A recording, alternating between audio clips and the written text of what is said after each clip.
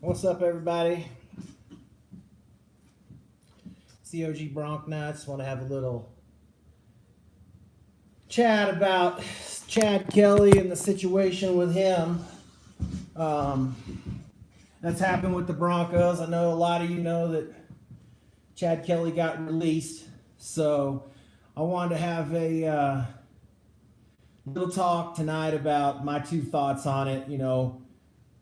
When Chad Kelly got arrested the other night and they cut him from the team, I was very reluctant to come out and give my 2 cents on it at all until I knew more facts. And I'm still reluctant to do it at this time because I don't know all the facts. I mean, the thing is about as confusing as the JFK case right now because the whole situation doesn't make sense. But I'm going to give you what I think has happened here, or what I think is close to the truth, and why the Broncos have released Chad Kelly. Now, everybody, let's don't get it twisted, Broncos fans. There's a reason why a player is named Mr. Irrelevant and they're picked very last in the draft. All 32 teams, including us, passed on him 7 times, except we picked him at the 7th time. And really, the reason we picked him is because at the time we only had 2 quarterbacks on the roster. So we had to have basically, another person in uniform for camp.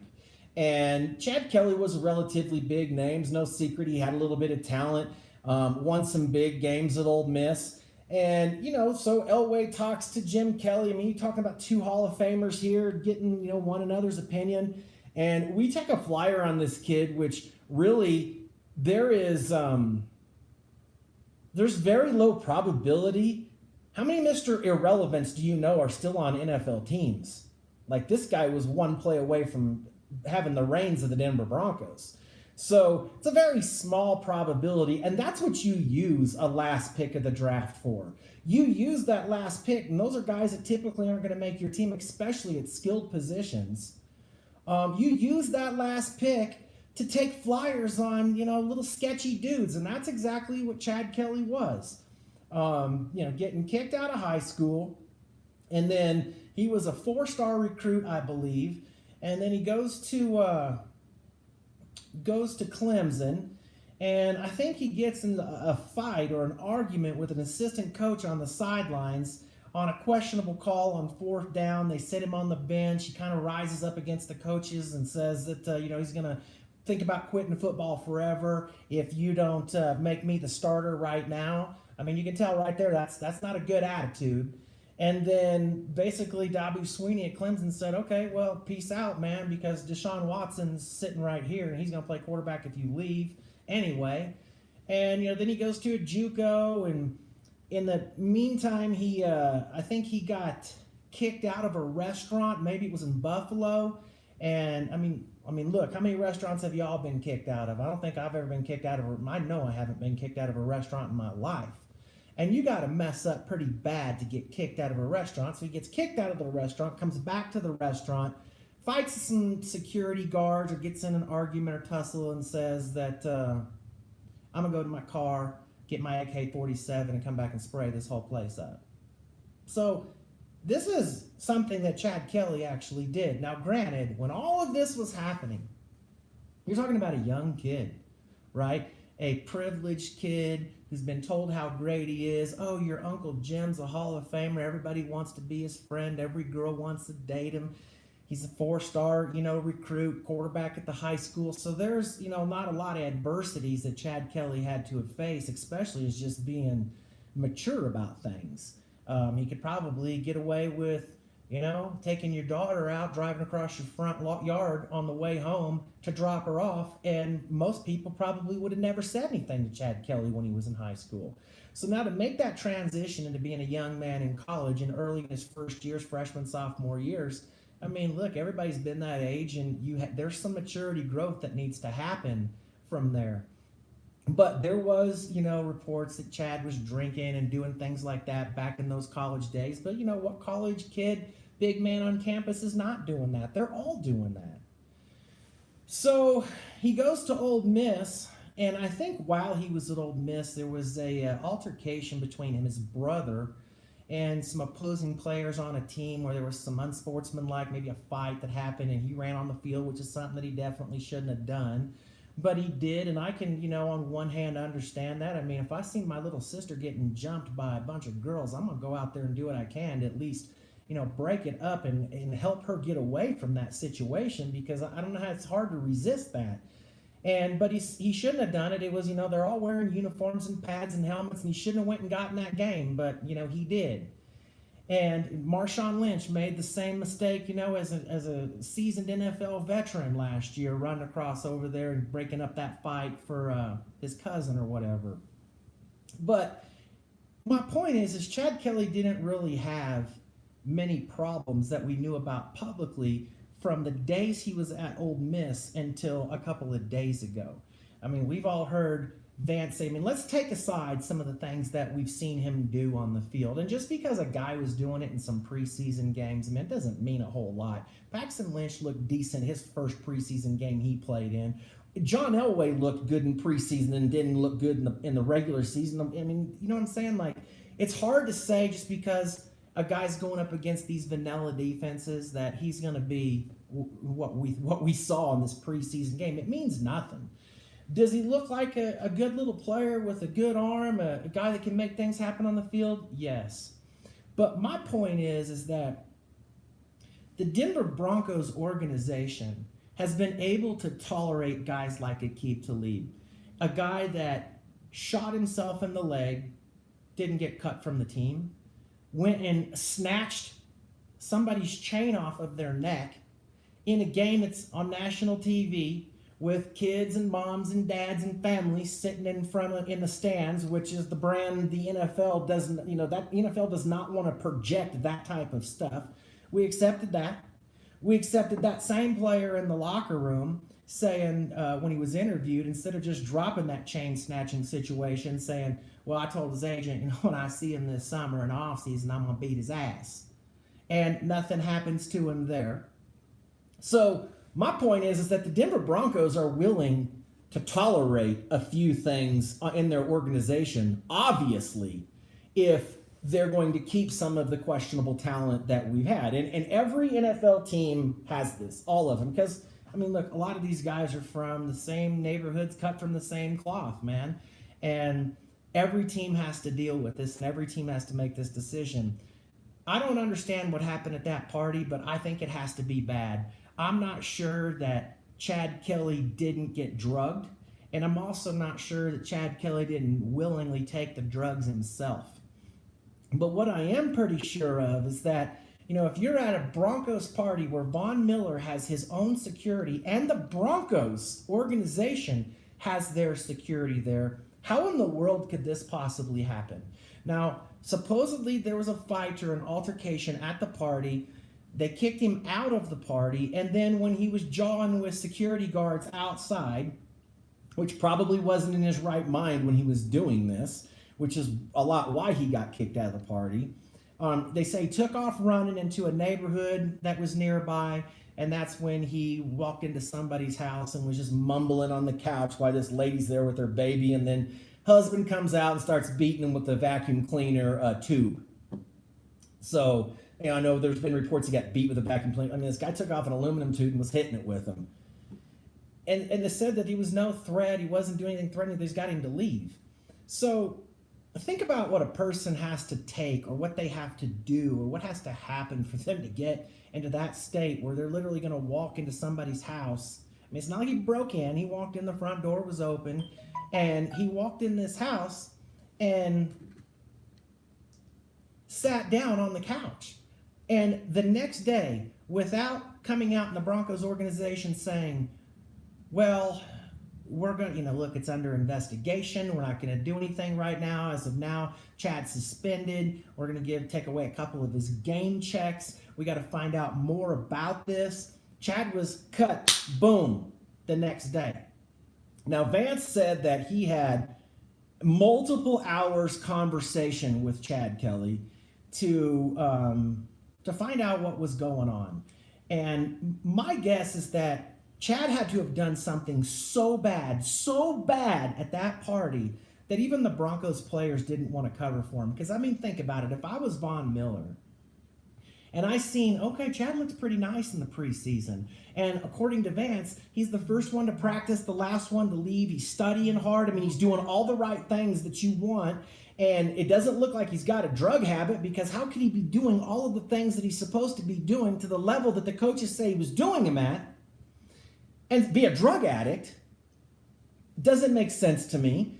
And when he leaves the party, there's Von Miller security, there's Broncos security, nobody follows him. Maybe they tried, he took off running, but something so bad had to have happened to where it wasn't just a simple breaking or just not a criminal trespassing that was non-violent. There's got to be more to this story. There's got to be more to this story, because even his own teammates, they're just kind of brushing it off like, yeah, man, it was sad what happened to Chad. I like him. I like Chad as a person, and I wish him the best.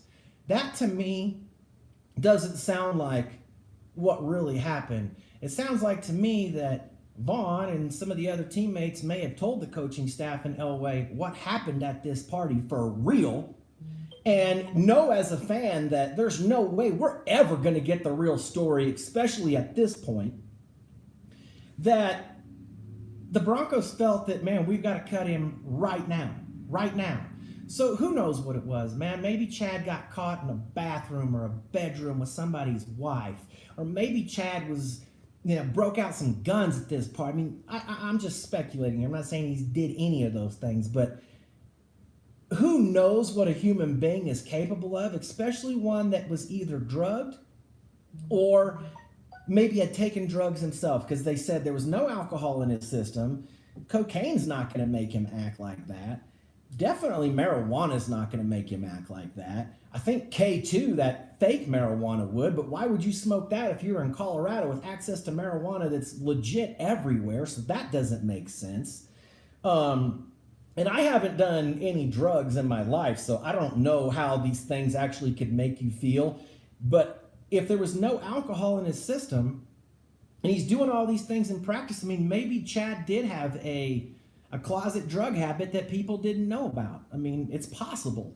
Maybe it was painkillers because he had some sort of injury. But if that was the case, you would have thought the Broncos would have protected him. Say, hey, yeah, the guy overdosed on some painkillers. He's dealing with a hernia or whatever. But they didn't come out and do anything to protect him. They just cut him right away. So whatever happened at this party had to be a big deal. I just think it had to be way, way more than what we know. And I'm sure it's all going to come out eventually, because right now it's really foggy. I mean, there's so many people making false statements on the internet. The Broncos were having a cocaine themed party, and that's far from the truth. That's TMZ. If you guys read the Inquirer, I mean, yeah, was there somebody there? I mean, was Manuel Sanders dressed as Tyrone Biggums, which is, just a character off the Dave Chappelle show. But it was really a cowboy themed party. I mean, Von Miller has his own blog here on YouTube. If you haven't seen it, I think it's called Von Miller Vlogs or Miller Vlogs. I can't remember. I'm subscribed to it, but he does great videos. And of course, he's not going to release anything in that video to the public that might have happened, because they said there was a fight at the party. So yeah, it was organized. Yeah, these guys are over 21. They're grown-ass men.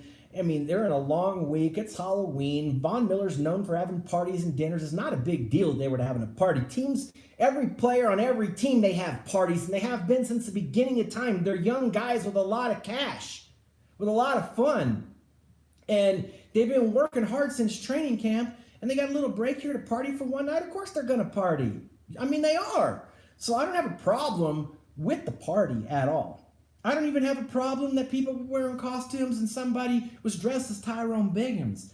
I have a problem that if this fight broke out at this party, say between Von Miller's boy, because that's who it's speculated that it is, and Chad Kelly, why or how Broncos security, Von Miller's own security, and the teammates themselves at this party let this get to a situation where Chad Kelly even had the opportunity to run across the street.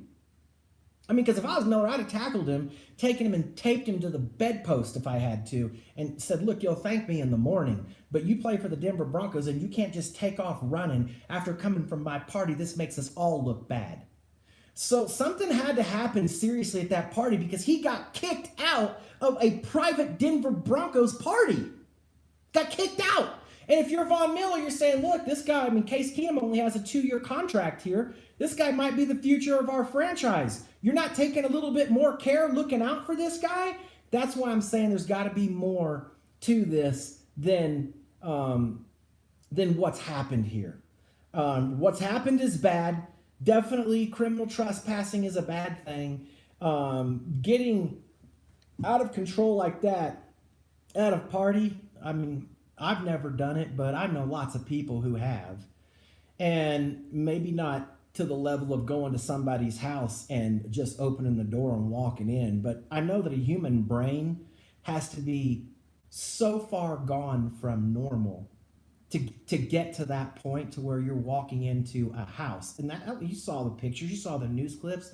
That's just a little house. I mean, a little house. It doesn't look like a clubhouse where there might be a party, or his house, or Von Miller's house. Like, it looks not familiar than anything of where he is. I mean, he's at all these nice facilities, nice parties, the Broncos training facilities.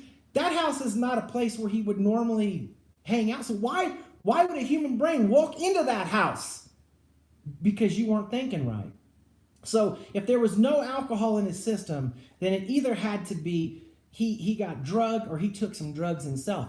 I mean, who knows? Maybe it was his girlfriend. He got caught up on Twitter with, I think it was a Twitter war. I don't remember exactly what it was, but he got like trolled by I think it was a porn star on Twitter why he was at Ole Miss. Somebody correct me on that if I'm wrong.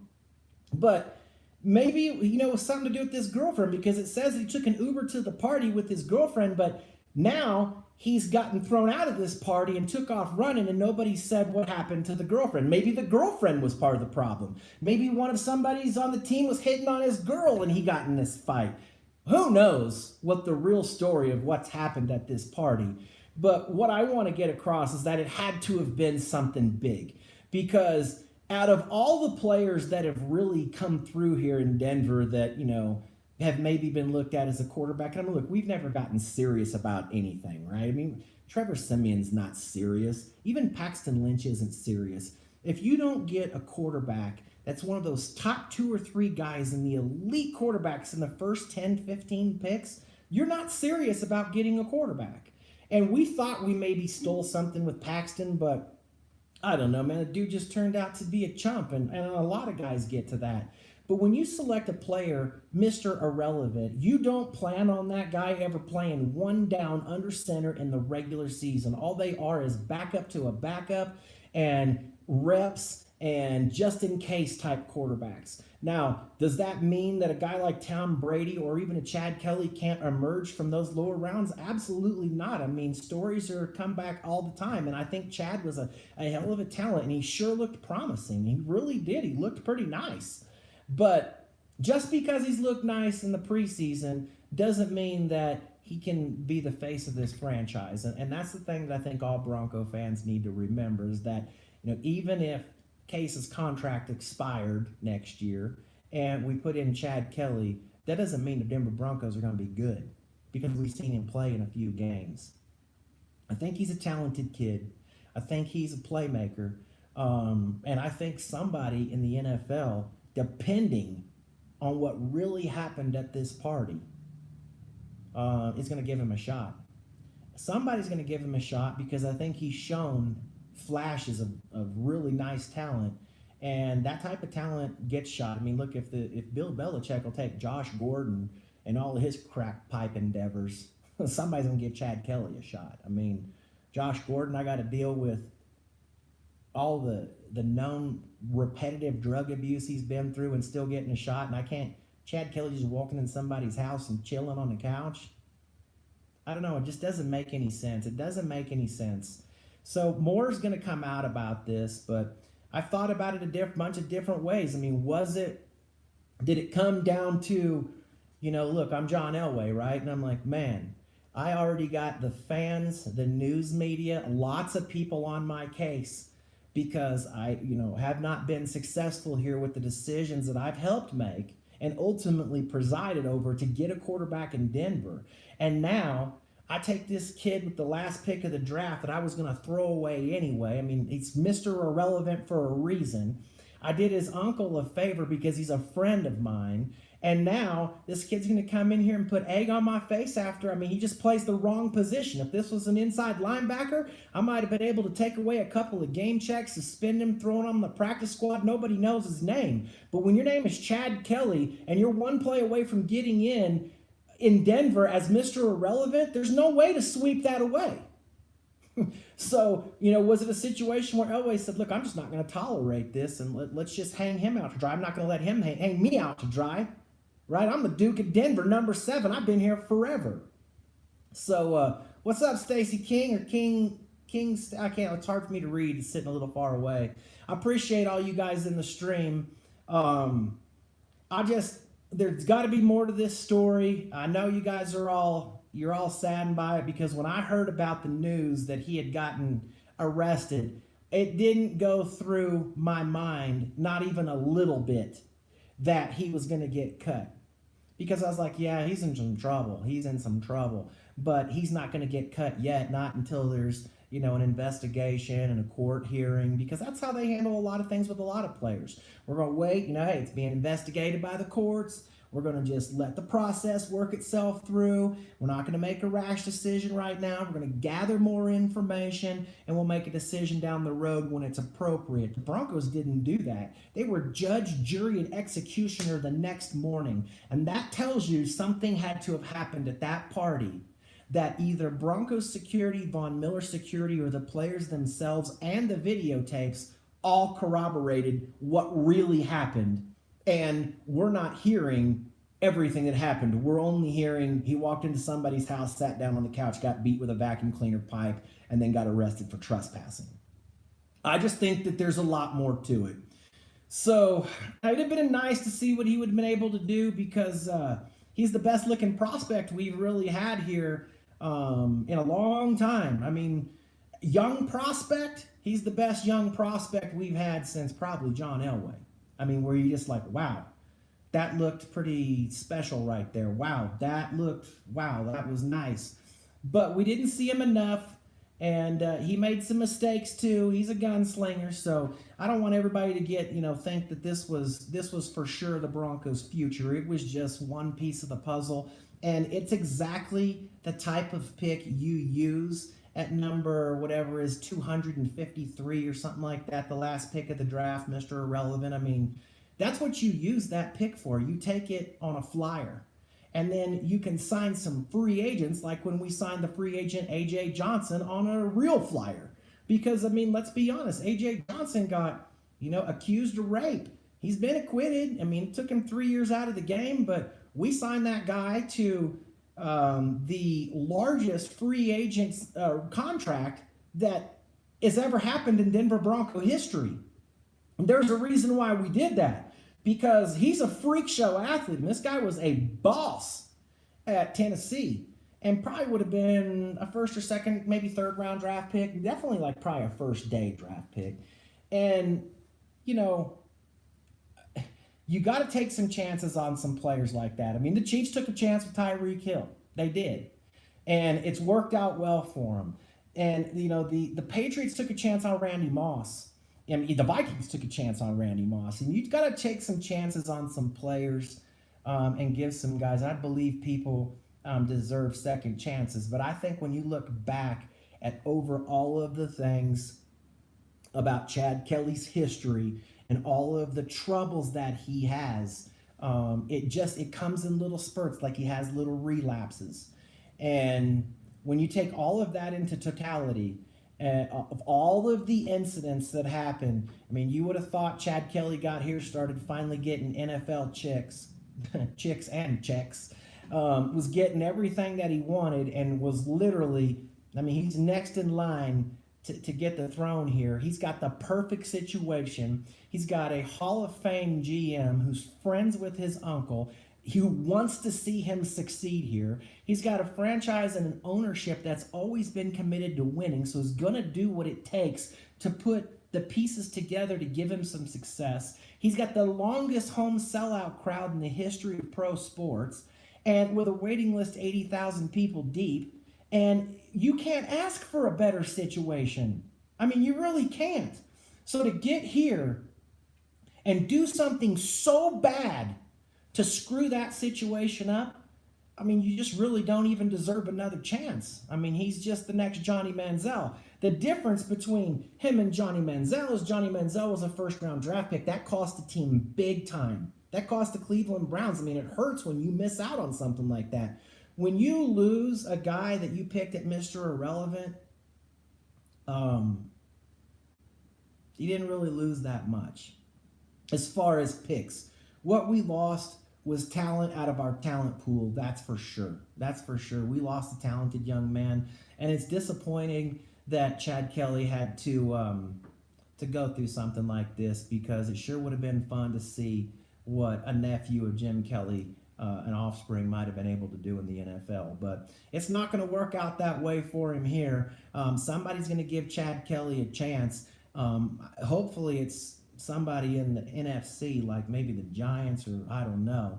I mean, I'm not talking about a chance to be the starter. I'm saying a chance to, get on their roster and camp and compete, and, who knows what the situation was. But let's just hope he don't go to the Raiders, because I'm telling you right now, if he goes to the Raiders and somehow the Raiders move on from Derek Carr and John Gruden made Chad Kelly into this monster that mowed us down for 10 or 15 years, I mean, I burned Mile High Stadium down. I would burn it. I'll burn the whole damn thing to the ground, because it's just unfortunate that he's not going to get an opportunity here. But look, things are down the road for us. We're gonna be forced into a position where we're gonna have a rebuild sooner or later. So, that I've been, for the last 2 or 3 years, been on the let's move Demaryius Thomas train, and I wish we would have done it 2 or 3 years ago when I said that we should do it, because we could have gotten a lot more for him. I don't think Demaryius is worth that much. Maybe a 5th rounder at $14 million, and I think he's 30 or 31 years old. I really thought that the Cowboys would maybe make that play for him, because the way I see it, Amari Cooper and Demaryius Thomas, you definitely got a younger player in Cooper with way more upside, but Demaryius can still play. I mean, he's not terrible, but he's just not elite for the kind of cash that he's making. He's not worth the money.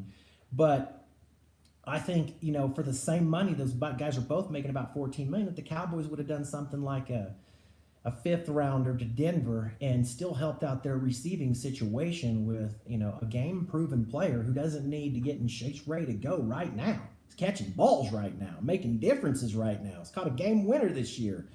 But, that's neither here nor there. But I'd like to see that happen. And I think that, we're probably going to see that happen if we lose the Chiefs on Sunday. If we don't, I mean, we get back to 4-4. I mean, anything can happen. I mean, heck, anybody can get hurt. Anybody on any team, and that changes the dynamics of the whole thing. So, the Broncos they definitely have had a lot of bad things happen to them recently, and we need to start thinking about building for the future, because this league is proven, until you get a young franchise quarterback, you've got no chance really to win and build something. Only thing you can do is something in the short term. I was trying to read some of your guys' comments. I don't know how to blow the comments up on my iPad. It's just one of those iPads that's about this big. The comment section comes through about that big down in the corner, and I got 50-year-old eyes. Fair assessment, your stuff. Thanks, man. Look, I follow everything that happens with the Broncos, every trade rumor. I dig into things. I look at our offensive scheme. I know all of our coaches. I could pretty much name our 53-man roster blind. I mean, I'm that kind of a fan. I'm not no fake fan on here putting on a show for people. I'm a real Broncos fan, man. I live it. I eat it, breathe it, die it. I'm repping the logo every single day. I mean, I love this team. It's given me so much joy throughout my life, and pain. and pain. I mean, I think some of you probably heard my Denver Broncos story. How did I become a Denver Broncos fan? But I moved to Colorado Springs when I was like 9 or 10 years old, and from the middle of Kansas. So I was out in the country, and the only thing that you got really taught out there was KU basketball. I wouldn't know about nothing about the Chiefs or Broncos. And then during those times, I was born in '71. So during those times, the Broncos and Chiefs, they weren't playing on TV. It was always the Cowboys, Redskins, big market teams. So I didn't really have a favorite team, or really, to tell you the truth, my favorite team was my dad's team. My dad's an ex-college football coach, and I loved nothing more than just going to my father's practices, and that was my favorite team, the team he was coaching. And so it didn't have anything to do with pro football. And then when I moved to Colorado Springs in 1980, Elway gets you. Our quarterback's Craig Morton. This is the first time I'd ever been around like pro football. It's on every store. It's everywhere. And so the first time I ever really got exposed to it, kids were wearing it at school. So I started becoming interested in the Broncos. I was like, okay, I'm gonna become a Broncos fan. I'm gonna start liking the Broncos and cheering for the Broncos. I'm 10 years old. And then right after that, we drafted Elway. And then you guys know about all the comebacks and the miraculous fourth quarters and the Super Bowl heartbreakers that we had. And, that hooked me. That hooked me is, the 3 years before him, we weren't very good. And then all of a sudden, we got this guy that was supposed to go to Baltimore that somehow wiggled his way out of playing for the Yankees. And he ended up in Denver. And there was this big hoopla. And we're like, okay, well, let's see it. And he came in and, did what he did to have in his career and end up in the Hall of Fame. That's real easy to hook you into being a fan. So I wasn't born in Colorado. I became a Broncos fan in 1980. And since then, I mean, I'm the guy that goes to lots of games. I mean, there was a stretch there I went to all of, might even go to two or a couple road games every year. But I still enjoy going a lot. I've never missed a Broncos game ever. I mean, if I have to come home on a trip and I'm supposed to come home on Sunday, I'll rebook it. I'm not coming home on Sunday. So, and it really, like, friends, family, girlfriends, they know. I mean, they don't even have to ask me what am I doing this weekend, because they know exactly what I'm going to be doing. I'm going to be watching the Denver Broncos. But I follow the training camps, the practices. I go to the training camps. I follow who we're scouting, what positions we need. I mean, I'm that type of fan. I'm not just to turn the TV on and let's put on our jerseys and watch the Broncos, although there's nothing wrong with those kind of fans. I'm just in I'm obsessive about it. I mean, I love the Denver Broncos. I love them. And I love no other team and no other pro sport really at all. I'm not really a Rockies fan, although I like the Rockies, but I like the Royals too. I like them about both equal. Pro basketball, I could care less about. Hockey, I could care less about. And pro baseball, I mean, I played college baseball.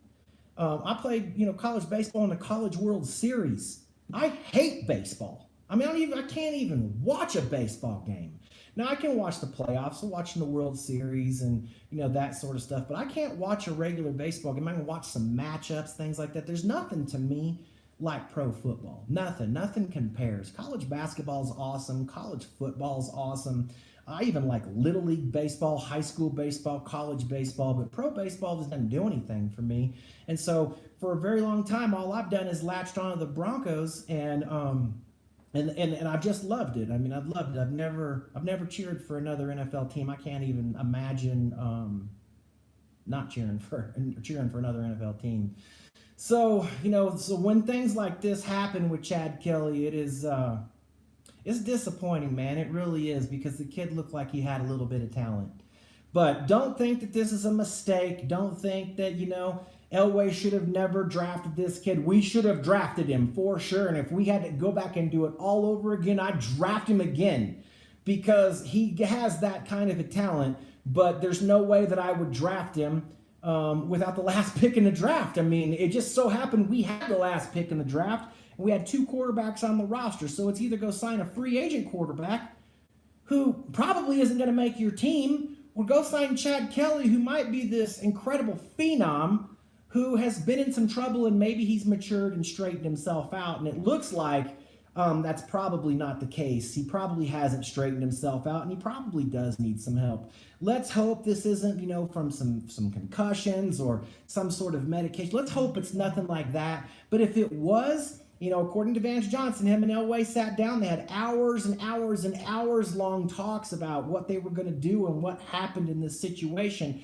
And to decide to cut him the very next morning, it had to have been pretty bad. It just had to have been. There has to be more to this story, because there's just no way you can go to an organized team sanctioned party with 2 levels of security and all your own teammates when you're one step away from the grass and this happened to you. I mean, there's too many people surrounding you to let this happen. And it happened. And the only thing that I can think of is they wanted Chad Kelly out of that party so bad for some reason that when he left, none of his teammates came out there and was like, yo, hey, chill out, come back in here. Like, don't, they didn't go talk to him. They just let him go. And then when he went out and started mouthing off to, what was allegedly mouthing off to the security guards and then took off running through a neighborhood, and nobody goes and chases him, that's got to tell you that there's got to be more to this story. So anyway, I just wanted to get on here. I was even reluctant to do it now, to even tell you what I thought, because there's still just not enough facts out about it. I mean, right now it's so confusing because it doesn't make sense. I didn't think he would get cut over something like this, and I'm not trying to discount that breaking into somebody's house and sitting down on the couch is not a crime and that it's okay, because it's not. But lots of players in the NFL have done way worse things for this and didn't get cut the next day. They at least let the facts come out. But, hey, big ups to John Elway and big ups to the Broncos organization, ownership, for seeing that, doing the investigation, seeing that, look, this kid's somehow, there's a problem here, and there's a repetitive problem, and there is a problem. And we just can't, we can't start off that way with that type of quarterback. This franchise right now is in, look, we've fallen from some grace and we've slipped into the mediocrity right now. All teams do this, and all teams will go through this type of a rebuild, and we certainly will have to do it too. But I think we're going to have to do it with a different quarterback that's got a little bit better pedigree, not only athletically, but mentally, than Chad Kelly. Thanks for everybody joining the stream, man. I always appreciate it when you guys come into the stream. If you guys want to fire off some questions real quick, I'll get a little closer to the camera. You may not be able to see, but I'll at least be able to see what you want to know about. But I do appreciate everybody showing up, man, because I like doing live streams, and I like interacting with other Broncos fans and really just other NFL fans, to be honest. I can think you can see there's a big difference between me. What's up, SoCal? How is the tea? Dude, I got the tea. It's sitting right back here on my counter, and I got it to jinx them. I mean, the Welsh brew. I mean, how clutch and classic is that? This is how big of a Bronco fan I am. I'm willing to put voodoo hexes on, go get teas that are from the UK just to hex the. I mean, we got to do what we can do. The Chiefs look pretty good, but thanks, hey, Beyond Sports Network. I think that's how you say your name. Thanks for always coming into my streams, commenting on my videos. And I appreciate you guys showing up, and it's fun in here doing this. I love talking about the Broncos, and that's why my channel is called Bronc Nuts. I am literally nuts about this team, and if you ever really want to know what's really going on, believe you me, I'm not gonna come on my channel and really talk about it unless I think I got a pretty clear idea about what we're doing, what's happened. I've got a video coming up that I want to do soon, because there's a lot of talk about Elway misfiring on this coach with Vance. And what a lot of you don't know is I spend some time around Denver Broncos players, ex-players, and one in particular, I'm not going to tell you who he is, but I hunt with him a lot, and he's a hell of a nice guy. He's a great dude. And he's not on the inside what's going on with the Broncos, but he is very good friends with people that are right close to Elway. So he obviously knows John Elway. They're friends. They've talked. This is his words telling me. And I asked him um, about the Vance Joseph hiring and what his thoughts were on it. And I'm going to share what he told me in a video down the road. Not tonight. I wanted this one to be about Chad Kelly, but just to give you guys a heads up, be looking for that because it's an interesting conversation that I had with him. And in these types of videos, I'm not going to do all the hooting and hollering and cutting and clipping, clowning on people. I hope by now most of you can distinguish that there's a difference between me, right, and the OG Bronc nuts that likes to get hyped up for games and all of that. It's two different things. So I don't have any hatred to any other fans. I love football fans. I love fans of all teams. I love jabbing fans. I love clowning on Chiefs fans. So when I say like I hate the Chiefs and hate Chiefs, I got lots of friends that are Chiefs fans. I employ 5 people that are Chiefs fans. So, and believe me, we go round and round all the time. All the time. It never quits. Half of my family is Chiefs fans. My mom's from Kansas City. So, all my cousins, aunts, uncles from, her sister's kids, they're all Chiefs fans. So, I have that kind of hatred for the Chiefs because it's just been the battle that's been in my life forever. So, but I hope you guys have, I know a lot of you think I'm crazy and irritating and annoying in some of my videos. And so I can understand that. You only get to see that side of it sometimes. I seen somebody just said, what happened to me? Why am I not a Chiefs fan? I don't know if you've been here for the whole stream, but you can go back and check it. I kind of explained why I never became a Chiefs fan and how I became a Broncos fan. And the main reason is I moved here. I moved here when I was a young kid, and then we drafted Elway, and the rest is history. So, I think that's how all people do it. I don't know if you really understand fully even what's going on in the NFL until you're like 8, 9, or 10. So that's when you make the decision. Hey, Chiefs fans in the stream, I know you saw my video. Everything I said was right. Look, man, not everything I say is right. A lot of it's hype, but a lot of it is truth. It is truth. And I always like to remind Chiefs fans of, of things that have happened in the past. And I know they don't want to hear it, and that's exactly why I do it, is to get under their skin. But the whole reason for that is because I know there's some level of me that is frustrated with Chiefs fans because when you don't have anything to protect, when you don't have any records to protect, it's easy to be dismissive of what another franchise has done.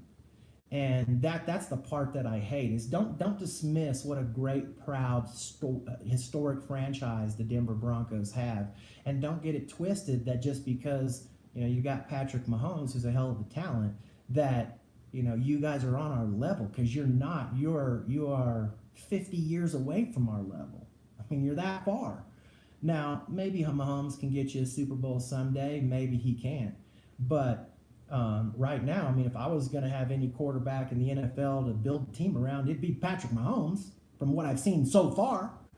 But just because I've seen this so far doesn't mean that this is the way it's going to be in 2 or 3 or 4 or 5 years. Guys get banged up. They get hurt. He likes to get outside the pocket. So a lot of things have to happen. You love our rivalry? Yeah, man, I love our rivalry too. The rivalry between the Broncos and Chiefs, to me, is way better than the rivalry between the Raiders. And a lot of that has to do with just the Raiders have been bad for so long, so it's hard to have a rivalry. But I think the rivalry may emerge between the Chiefs and Chargers eventually, because I think the Chargers are a pretty good team. And I think the Chiefs are probably going to have some good, talented teams for years to come. And, the Broncos will be committed to getting back in the mix, but we're certainly a few years away from it because we've got to fix some pieces of the puzzle and we've got to move some players. But the rivalry's great between the Chiefs and Broncos. And when I say I hate Chiefs fans, I love going to Arrowhead, man. Some of the nicest people that I've ever barbecued and kicked it with. Actually, Kansas people are my most favorite people in the world. I'm from the heartland. I played college baseball at Dodge City JUCO before I went to a 4-year school. So right out there in the country. I mean, I'm a good old boy hunting, fishing, and I love the country. And I like Kansas people. They're my kind of people. I just hate Chiefs fans. So actually, I'm going to go on pheasant hunting here in a couple of weeks to Nebraska, and I'm going to go here in a couple of weeks to Nebraska to do a little pheasant hunting. They're all Chiefs fans out there too. So, yeah, I love the rivalry between the Broncos and the Chiefs, and they both have similar type fans. You know, they both have passionate fans, for the most part, respectful fans. There's a few little jerk offs, you know, mixed in here and there on both teams that, you know, just take things too far. They want to fight. Like, I'm never to that point, man. I respect everybody's fanhood, what teams you like, and that's what makes this game great, and it makes it fun to watch. You know, the Raiders fans, I don't really have a problem with them. I've never been to a game in Oakland. I've been to 15 games in Kansas City at least. I've been to 100 at least in Mile High. And, well, maybe not 100. I bet you I've been to 50 or 60, though. Been to a few in San Diego. I've popped into a couple of stadiums around the country when I happened to be somewhere in Dallas. Broncos were down there for training camp a long time ago. Went to training camp while I was working in Dallas. So, you know, I've been to a few different places, but I don't really have any problem with KC fans. They're good to have a good, you know, good box with. I see you popping in there, KC Kid. And by the way, KC Kid, I mean, don't take no offense to what happened this week. It's fun going back and forth with you guys. I love it. And I love getting it. I love giving it. I love, you know, how we clown on each other. I mean, to me, it hypes the game up and it makes it a whole lot more fun.